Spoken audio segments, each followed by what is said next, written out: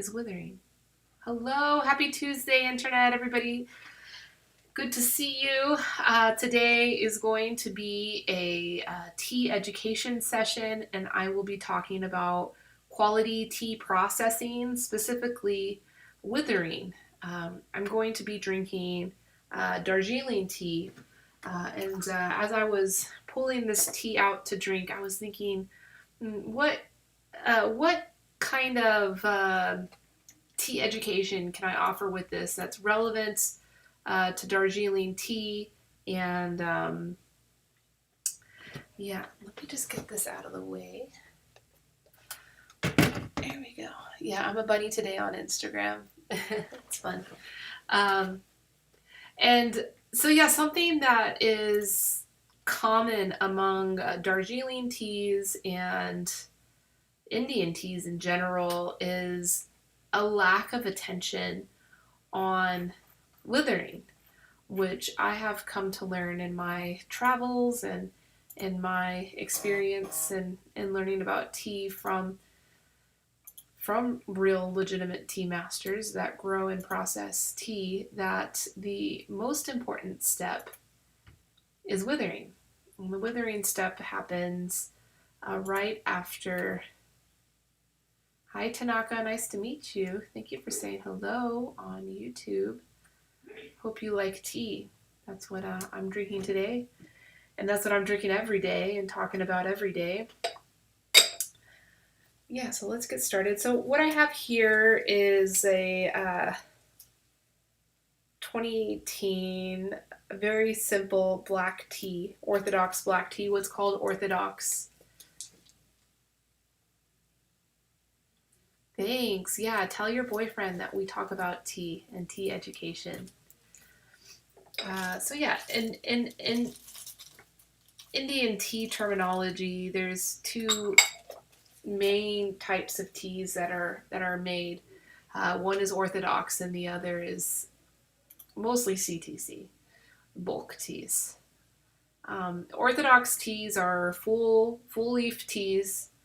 They don't necessarily need to be like the highest quality full leaf teas of what you would see in China or Taiwan, for instance. It's just full leaf tea. So you'll see in this tea I just put in my Gaiwan, it is relatively broken in size. So, you know, it's not the most premium in its quality for several reasons. And the reason I'm going to talk about today is withering.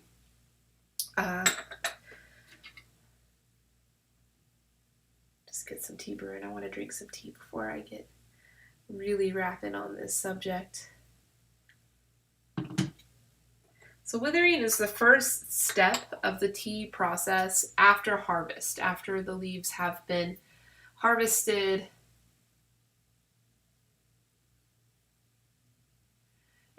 Well, if your boyfriend likes to drink tea and eat rice, I suggest a Japanese tea called genmaicha. Genmaicha is Japanese green tea that has roasted brown rice inside of it, so it could really satisfy a lot for him. You can check it out here. I'll leave a link of where you can get it on our website. I don't know where you're located, but you could at least learn about it on our website here. Comment, leave it there. That's genmaicha. Very popular tea. Satisfying tea. A tea that withering is not so important. In green tea, withering is not as important as it is for black teas or oolong teas. But yeah, genmaicha comes from Japan. Very popular tea. So I figured, yeah, the best way that I can get into talking about withering with you is to show you a video of how it. Oh, thanks, Shiloh, for adding that. Genmaicha, Genmaicha.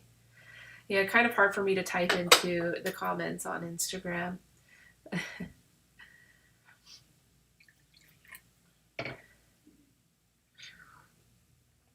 from here. You know, my hands. I should have little bunny paws, little bunny feet. If I'm gonna have bunny ears and bunny nose, I should have little bunny feet. Be funny. So, yeah, let me queue up this video for us to watch.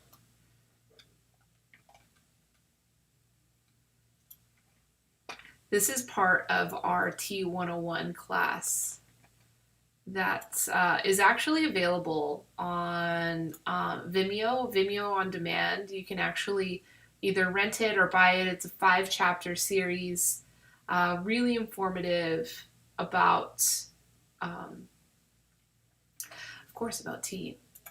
But it has tea processing, mostly with like kind of the viewpoint of science. You know, I'm a big science nerd, and so I like to bring that angle into it.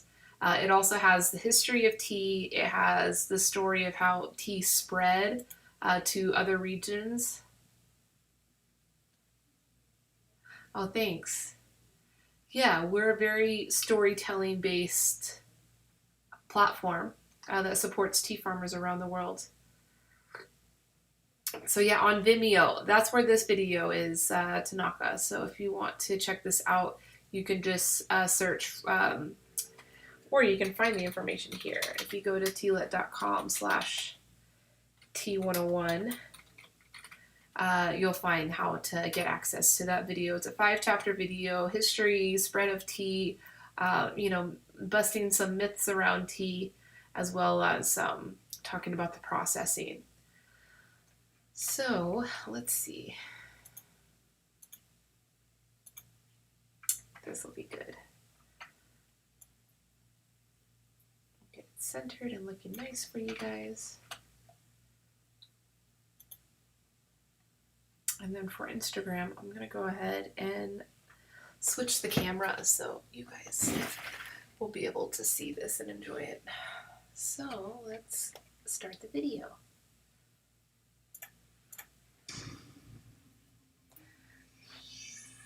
Within the main types of tea mentioned before, there are thousands upon thousands of variations of processing those types of teas.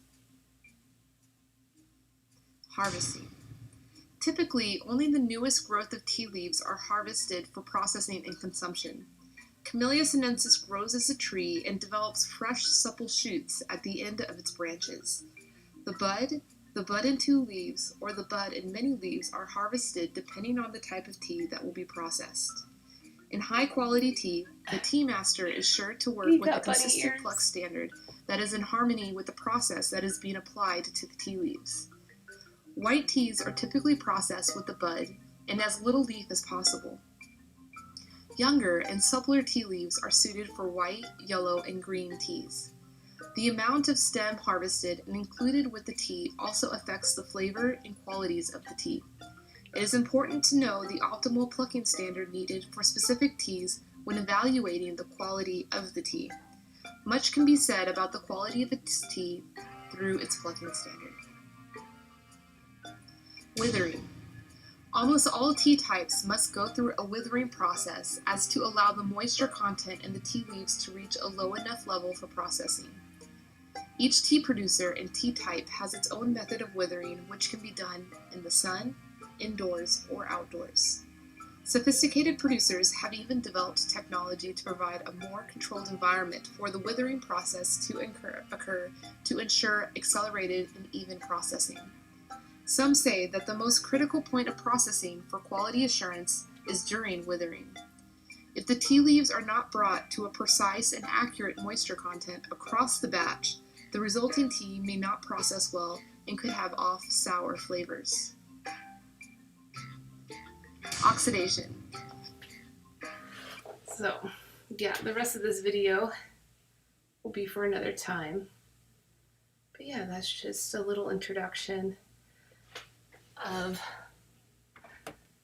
harvesting and withering, which are the very first steps of making tea. Important steps, very important steps. Let's see. I'm gonna move this. Oh, here I am. Hey guys.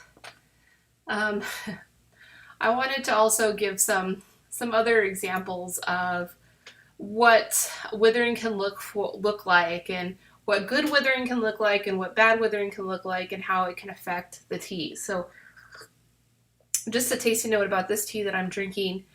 It is a little bit sour to it, and that sourness is like, it's like in the back to the top of the palate, and that's probably due to the withering. That the withering was not done evenly, and so that different parts of the harvest of the batch of tea had dried at different levels.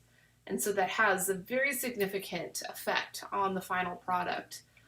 So, in that video, I had shown several different examples of good withering.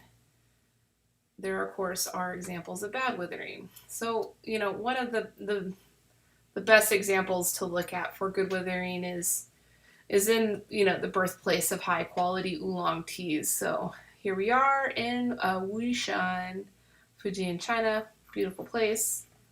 It's not just a beautiful place. You can see through all these photos. It's definitely gorgeous.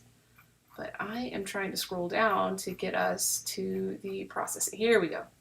So you can see here they're withering. This is actually not in the processing area of the people that we work with. This is actually in just in the street. This is how Wushan is, just in the street. There's tea processing happening, and this is the important step of withering, and they enjoy outdoor withering here. So this I don't even know where the tea factory is. This building right here, I believe, was just like different retail shops. But you can see the tea makers out here spreading the leaf just out on the common area, just like the sidewalk in the city. This is the family that we work with, and this was a batch of tea that we documented them processing. And you can see them spreading the leaf all throughout the ground. They're using these tarps so that they can easily move the leaf around. They would, grab different sides of the tarp here to collect all the leaf and be able to, move it where it needs to go. And it would go between sunlight withering, shade, outdoor withering, to indoor withering.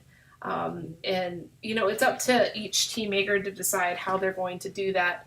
But the main reason why you don't see this type of quality processing happening in places like India is because they're working in such large quantities that the land space and time and labor needed to wither all the leaf like this would be too much. And I'll show you an example of what they do to wither when they are working with these larger quantities. So here's another picture from above of withering happening. Pretty cool. A lot of throwing leaf around. I mean, this is a very iconic image of quality tea processing, is the leaf playfully being thrown around. You don't want to throw it too hard so that you bruise the leaf and cause damage, but you also want to make sure that you're fully rotating everything so that there is even drying to every single leaf, that every single leaf dries to the exact same water content before you move into the rest of the processing. So there we go. You see oolong tea, usually a larger leaf set is used. This term in the tea growing world is called banji. So it's more mature leaf that's used. And before withering, this leaf would be way too moisture, way too much moisture to be able to roll it, to manipulate it, and to process it into what you want. Come on, Bitcoin. Come on, boy. Sorry, Bitcoin is over here crying to come up and say hi. Sorry. Then, you just wait. There's a lot of this that's happening. You spread the leaf out, let it wait. 30 minutes, 45 minutes, and really the tea maker will periodically go and check, not scientifically check the moisture content of the leaf, but will check it just with touch, with how pliable the leaf is and all that. Um, and rotate it again. So here's even more views. I mean, this is pretty much, that's all that's happening, out in the area.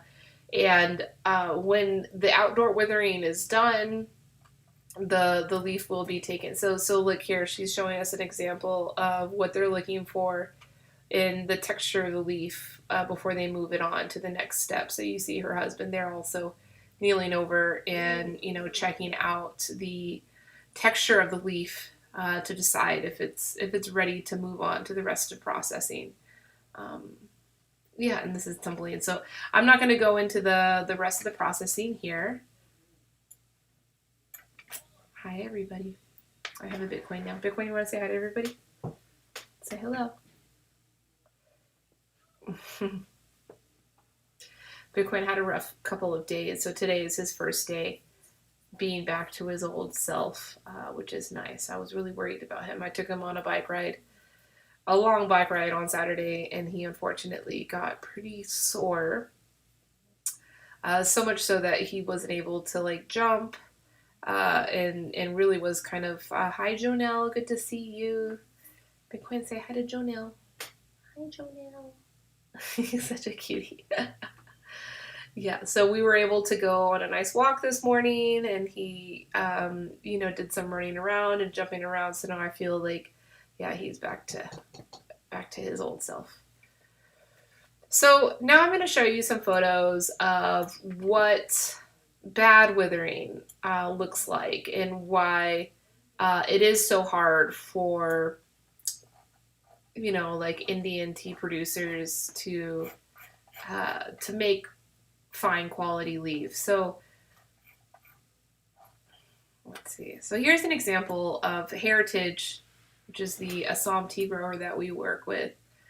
This is actually pretty good withering that they're doing here. You can see they are doing it indoor, but there's some sunlight and there is a lot of air circulation in the space that they're inside. And you can see the layer of leaf is pretty thin. Not as thin as what you saw in the Wuishan photos I was showing you. That was a very thin layer. You could see that there was really only one leaf set and no stacking. There wasn't multiple leaves stacked on top of each other. Here there's a little bit of stacking. You can see that there's a little bit of, he's actually getting ready to steam this green tea. This is the steamer. So even this, I would advise a tea maker to make an even thinner layer than this, especially if you're going to be applying some type of heat or processing to it. You do want it to be a very even layer so that every leaf can be processed the same. So yeah, that's the final product after the steaming. But he has some photos here of withering. That's after the green tea has been steamed, and they're sorting the broken leaf and the different size leaf from that. Okay, so here's an example of bad withering, really bad withering. And this is very typical, any tea factory you go to in India, even the specialty tea factories and the high quality tea factories of Darjeeling, you're going to see these very thick layers of leaf. I'm going to go ahead and show Instagram so that you guys can all see it too. So, and see how thick this layer of leaf is. And this here is called a withering trough. And usually they would have underneath a an airflow system that's pushing air through here. So you can see this is definitely a thick layer. I mean, this is a whole pool, basically, a swimming pool full of tea leaf. It does look and sound great, but it's not good for even processing. And so you see this guy, he's in there trying to help it rotate the leaf so that there can be some even processing. So, Yopan tea, you're saying that you guys use like a withering trough like this for your Yopan? Yeah. This is not ideal quality processing. It really isn't. If you want, you can look at the example of that Wuishan that I showed. Every leaf really should be on its own. And I mean, you can see how deep it's like, it's almost going to his knees, how deep the layer of leaf is. So, there definitely is not even processing happening.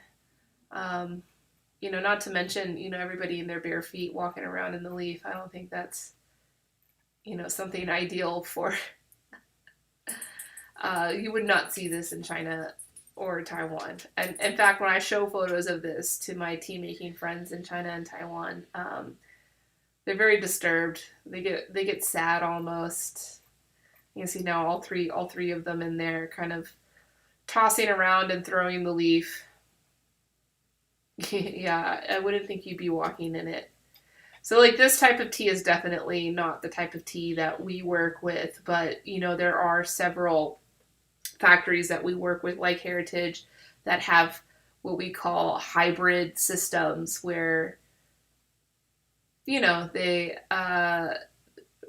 out of necessity they have these kind of bulk commodity processes, but then out of their passion and out of the future they're trying to manifest for themselves, they'll so yeah, here's the rest of the factory. You can see how big, and this is a small factory compared to the I think there's a funny, well, that's it for this. So yeah, I just wanted to show an example of what bad withering looked like, and that's it. And that's like all of Indian tea.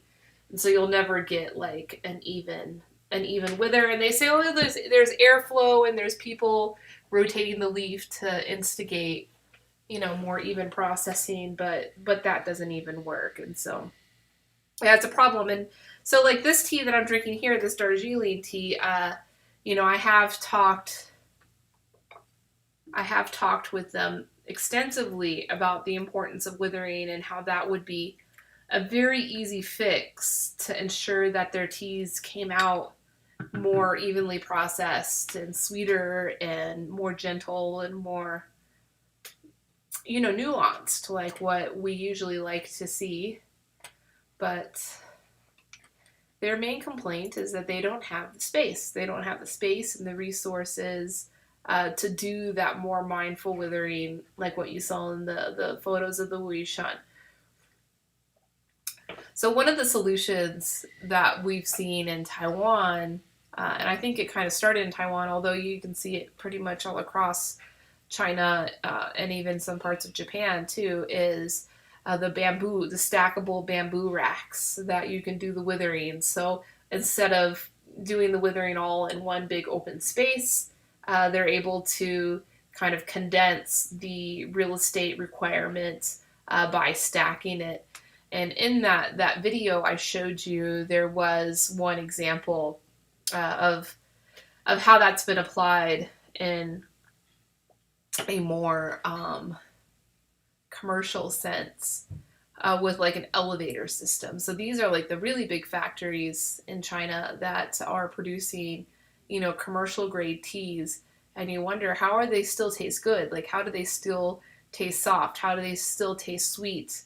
Why aren't they like Indian teas? Why aren't they like more brisk and more tannic and sour too, right? Because that's the main negative character that comes from uneven withering. And it's because they're doing good withering, but they're doing it in a more commercial fashion, in a more bulk fashion, and that's through a system of elevators. Would a bamboo rake work instead of hands and feet? Yeah, of course. But even more than that is not having to rotate the leaf so much, like what they're doing in that withering trough in India. So those photos in Wuishan I was showing you, they were withering out on big tarps or cloths.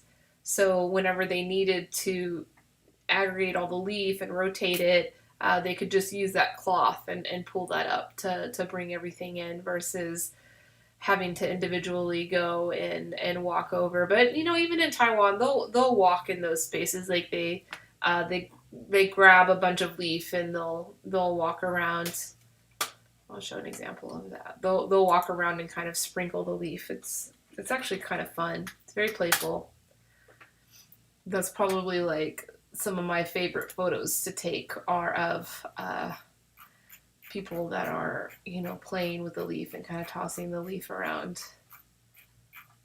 Oh, my sign fell down. Get that back up. Tea is brewing now. So here's an example. I don't know if these leaves are actually withering. It's possible because the same bamboo trays I was talking about, those same bamboo trays are used in oxidation. Let me see here. See how they can stack? They can put all the leaf and stack it instead of having it all spread out on the ground. So this smaller space can hold more leaf. But this is more than likely withering. Let's see, Alfredo is going through and checking the state of the leaf. He's probably already withered this, and now it's starting its oxidation phase. The rest of his factory. I know I have some photos of him.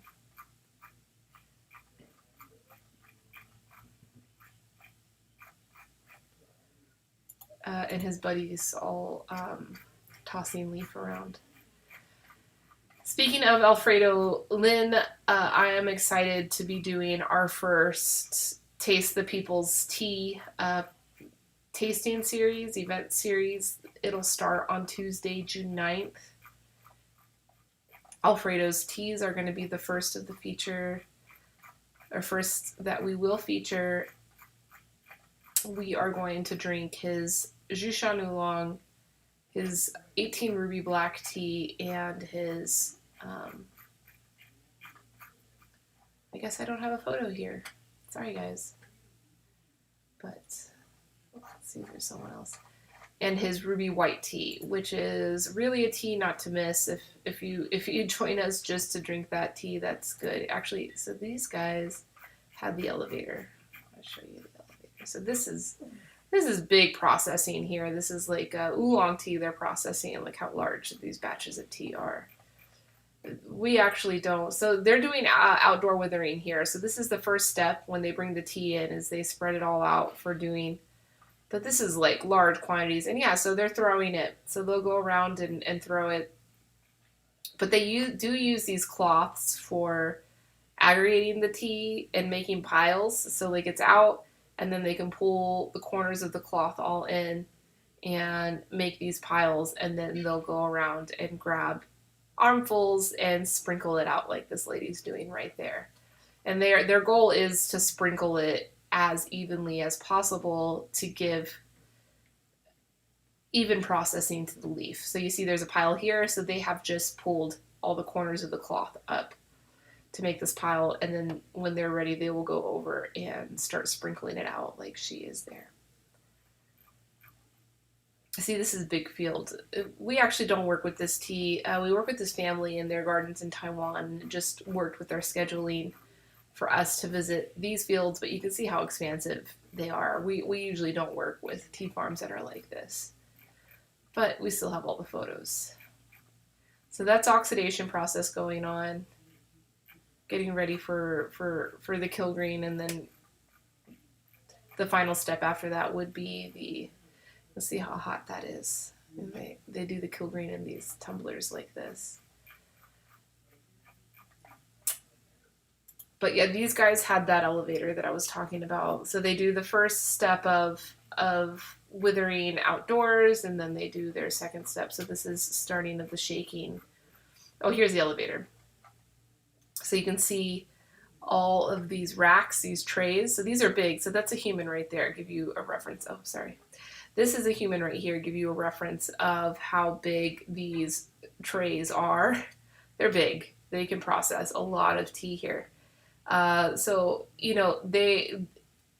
each one of these trays is like one of these and is filled with leaf. And I think that there are like 15 or 20 on each side. So there's another rack of trays on the other side. And each of these trays will individually come out and come down, and there's two people in there that will pull the edges of the cloth up and reshake the leaf to rotate it every time. You can see there the tray coming out, and then it'll go down so that they can process it. Yeah, we had a good time this night. This was a fun night. So yeah, this is after the withering. Then they'll start putting it into these bamboo tumblers to start the oxidation process. To start, So here you go. You can see this is the elevator here, and the two people in there are shaking the leaf and kind of moving it around, rotating the leaf. And after they finish that, then the elevator will go up, put the tray back in here, and then another tray will go out, and they'll do that again. And so this is another tactic for saving, real estate space so that they can do good withering in a very bulk context. This is not typical of, the small growers that we work with, but it is a trend of how, you see cheap tea on the market, and cheap meaning like low cost, low value tea, and it still tastes good.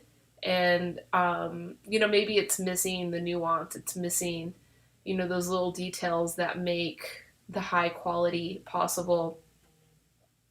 But this is how they are able to get the decent tea at a very affordable price. They have to retrofit all of the processing to,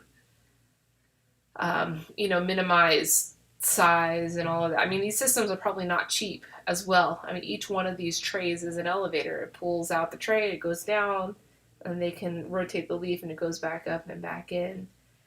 These are not cheap operations.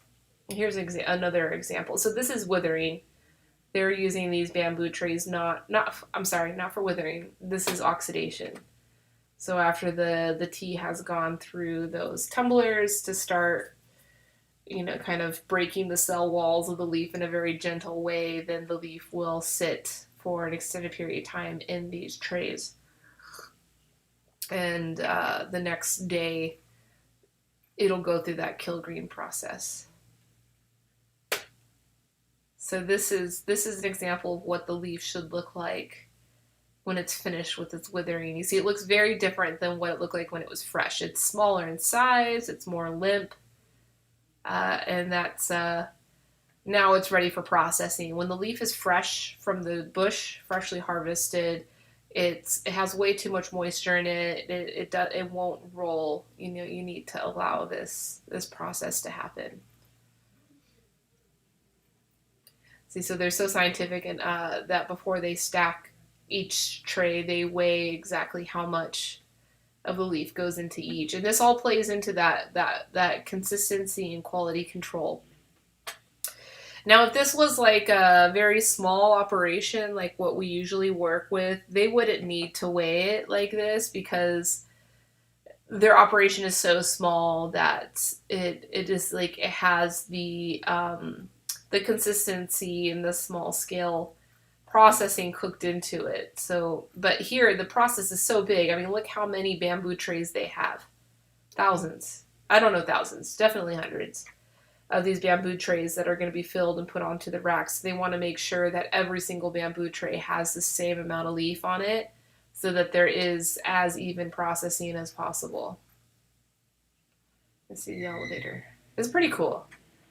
This was definitely like a very cool. And so there's the tea master there.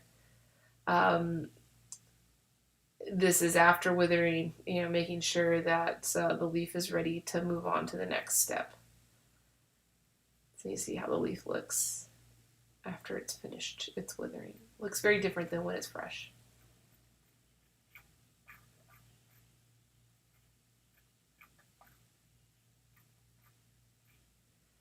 So that's the final product. It hasn't been dried yet. This is just after the kill green and after the rolling, but it hasn't been dried just yet. Actually, no, this is processed because they're weighing it for final packing. And there's the vacuum pack. So yes, a little education today. That was Taiwanese style oolong, but actually in China. Not a whole lot of that kind of very large scale processing going on in Taiwan just because of the limited land size and resource availability there on that island versus China, which has this very expansive availability of land and resources to do larger scale processing, as well as the intention of doing large scale processing. So, if you guys have any additional questions, withering itself is a pretty simple concept, but I know that there can be a lot of questions around it, specifically around like how long withering is, and I guess I'll answer my own question on that. It depends really on the tea and on the harvest and the. Thanks, Shiloh. Glad you liked that. On the harvest, even like the amount of rainfall that the farm has been experiencing prior to harvest will really affect the moisture content in the fresh leaf. And so every single withering process will vary batch to batch. And so that's up to the tea master to know when they not only to do even processing, but then to know when the batch is done and ready to move on to the next step. Yeah, because the last thing that we want is sour tea. And that's the main thing. And now that I've told this to you, you might actually start recognizing that note in tea now. It's a textural thing. It has nothing to do with flavor. Even though sour is, one of our main tastes, it's more of like it's like a feeling. Like when you used to, when we were kids and lick the battery to get it activated, that same kind of feeling. It's like a little like metallic shock sourness to it, that usually you'll feel like on the sides of the palate or even to the top of the palate. Now, if you exclusively drink, high quality Chinese teas, you'll probably never. It's not astringency, Shiloh. It's very different than astringency. Astringency is the feeling of like drying. The very different things. Now, a tea could have astringency problems as well as sourness problems. That was really bad processing. Astringency will come from a lot of things. And perhaps withering could affect the astringency of a tea. But I know it definitely affects sourness. And the only way that I can think of why that happens would be because, I don't know. I can't even. But I get it, because I've drank so many bad teas. Right? Not by choice. Well, of course, I choose everything that I do in life, but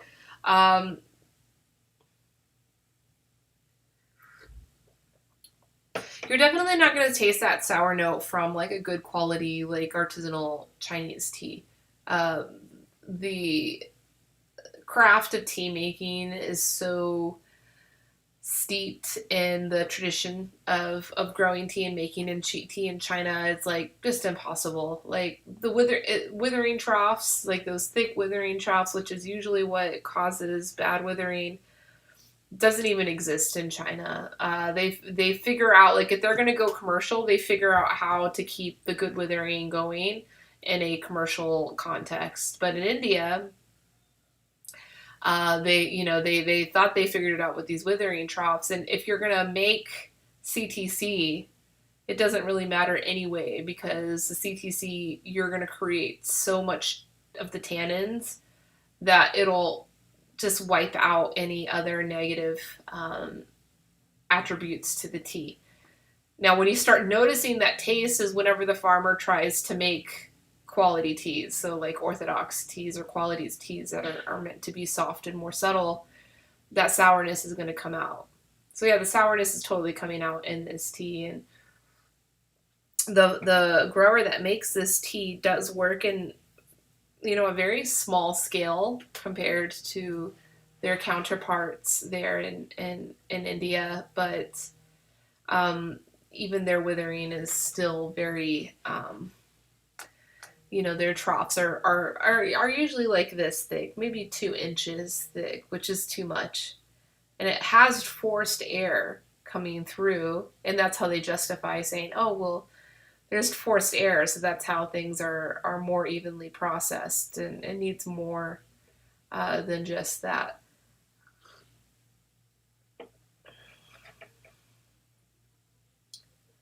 So when they make like the very small batches of tea for us, and they use the withering troughs and keep a very thin layer of leaf in it, because it's such a small batch of tea, the tea comes out great. This is like one of their more like bulk grades of tea that they sent me a sample of, and I'm sure that they had stacked it, at least 2 inches deep in its withering. No, they did a great job at other aspects of the processing, the oxidation, which is very typical of Darjeeling. A little bit green to it. You can see this has been steeped 3 times, so you can see there's a little bit of a green tint to the leaf. It's not fully oxidized, not fully browned, and uh, so it's nice, and it's pretty even, the oxidation. Like the variation of green to the more oxidized brown is pretty consistent throughout all the leaf, but it is broken. So in that breaking process, which I've seen them in their sorting, they like purposefully break the leaf after processing, which I don't get. I told them, you just have to stop that. It's just habit. A lot of the workers that work in this factory used to work in the estate factories, and so they just brought a lot of the habits that they had from those factories to this one. But yeah, we'll get like when I go to Nepal, hundreds of small growers that like hear about our coming and will come bring tea samples and ask for our feedback and ask us to buy the tea. And so of course, like, if I have the time, we'll definitely line them up and taste all of them.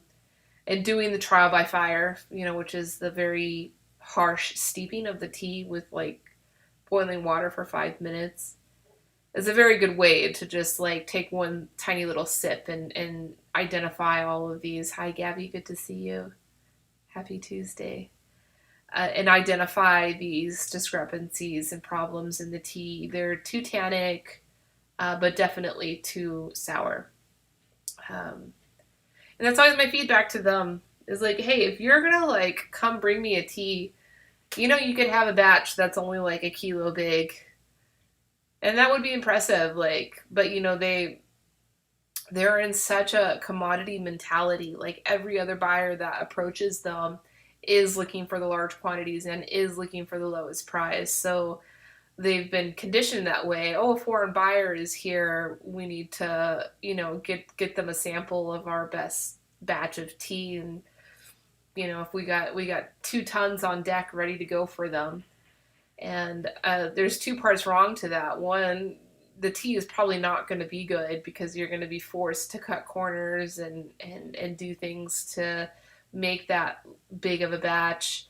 And 2, like, the quality buyers aren't looking for that quantity of tea. They're wanting something more exclusive.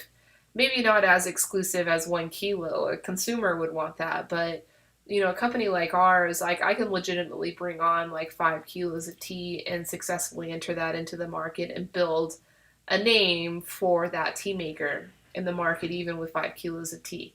And so that's what I tell them. I say, next time I come, just make a small batch and bring that sample to me. And pay very close attention in your withering. Make sure that of all the steps, make sure that that's the one that you like are very gentle and very mindful and very conservative with. And so we'll see next time I go, how things change and how the mentality changes. I don't know, this pandemic could, switch things to go in either direction. We don't know.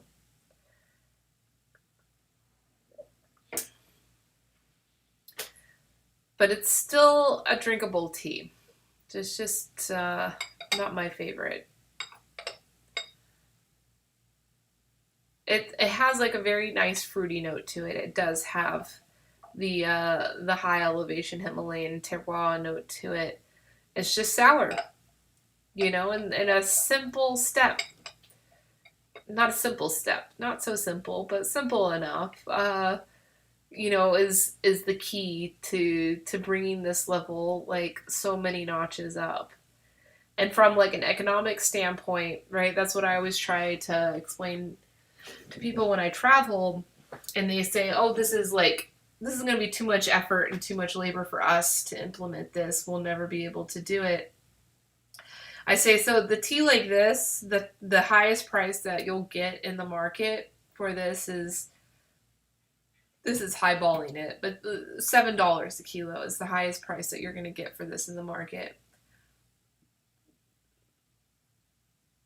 Versus if you put that extra step and extra intention in your withering process, I don't know how much additional labor costs and expenses that brings into your production costs, but it could elevate the market price of your tea to $30 a kilo, which is like a big difference. I wouldn't think that the increased labor cost and resource costs to acquire that level of quality would. I still think that there's an opportunity there, a legitimate opportunity, and not just for more money, but for like more prestige and more dignity in the product that you're making. That your product would be highly regarded. I wouldn't see a tea like this making it into, like the master's line of a really fancy brand. This tea would just make it into a tea bag of that fancy brand and probably blended with other things to enhance and kind of detour that sour note in the tea.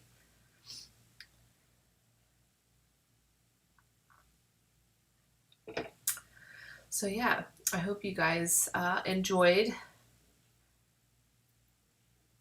the session today. Again, I am really trying to remind everybody about the exclusive tasting events that we'll be doing, and we'll be talking about things like this, but also tasting teas together and talking about the people and the places. Thank you, Shiloh. Thank you for always engaging. I think of everybody on the internet, you're the most engaged with all the virtual things going on right now. So it's really great to see you engaged and communicating, being a part of it. So yeah, that tasting series starts on Tuesday, June 9th at noon Pacific time. If you want to participate in these tastings, especially this first one, hi Oolong Lady, I am doing really well. I hope you're doing well too. You should get your order in by Monday of next week, so that way there's ample time for you to receive the samples of your tea. Thank you, Jonelle. Thank you so much for being a part of this too. I hope you're doing well, you and your dog. And then also something else to keep in mind, if you order all 6 tastings at one time, and each profile page or each event page for each tasting has this option on it. So there's like a drop-down menu that lets you select, what type of product you want to purchase. If you select all 6 tastings at once, there's a major discount and free shipping. So, it's a pretty wise decision just to do all 6 at one time. And you don't have to do all of the live events with us. Of course, that's going to be like the most engaging and the most interactive, but these videos will replay, so you can watch them on your own time, or you can just taste the teas on your own time too, and just reference our website and the text there, depending on how you want to take your media. I don't know how you want it. Right now, everybody's really into these interactive live experiences. So I fully embrace it and fully, support it and want to add some value to that world. So yeah, if you just visit our website, Tea and Its People, it is like the first option that you can see is these tasting events. And I'd love to see you there. Again, you got to put your order in by Monday, so time is ticking on that. Would love to see you all there. All right. Well, with that, I'm going to be signing off. Much blessings, much love, much aloha to everybody out there. I hope you have a beautiful rest of your evening. Oh, great. I'll check out your website on June 8th. Thank you so much, Oolong Lady. Is this a blog or is this a retail site? Yeah, you can totally pick up while social distancing. Actually, Jonelle, the tea room is open, for tasting. So if you want to schedule something, you can reach out to me. Yeah, and you can definitely pick up those teas while you come here. Or I am doing free delivery for Las Vegas-based customers of orders of at least $40. So if you do all 6 tastings, I can even go deliver that to you. Maybe I can meet your dog. That'd be fun. I bring Bitcoin over. They can meet each other. All right, Janelle. Yeah, check that out on the website. Yeah, have a beautiful rest of your day, your evening, your week. And I will see you tomorrow for our Constitution study group. Have a lot of exciting stuff to share with that tomorrow. Cool. I'll see you guys. Much love.